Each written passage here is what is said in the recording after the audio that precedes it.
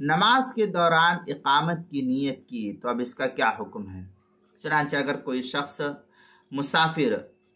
कोई मुसाफिर दौरान नमाज किसी जगह इकामत की नीयत कर ले तो उसकी नीयत मुअतबर है और वो अब बजाय 2 रकात के 4 रकात पूरी पढ़े।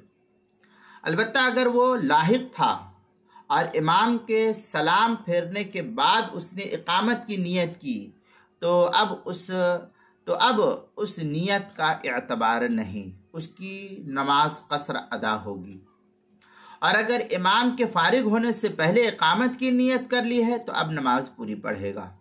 चुनांचे इस सिलसिले में आलमगीरिया में है वलौ नवल मुसाफिर अल इकामा फी सला फिल वक्त अतम्महा मुनफरिदन काना और मुक्तदियन मसबूकन। इस तरीके के इबारत फतवा आलमगीरिया पहली सफ़ा 141 बदाय सनाए जो जकरिया बुगडीपुर देवबंद का हिंदी नुस्खा है उसकी पहली सफ़ा 272, फतवा तातार खानिया जो जकरिया बुगडीपुर देवबंद का हिंदी नुस्खा उसकी दूसरी सफ़ा 22, किताबुल मसाइल पहली सफ़ा 563 और 564 पर भी इसको नकल किया गया है।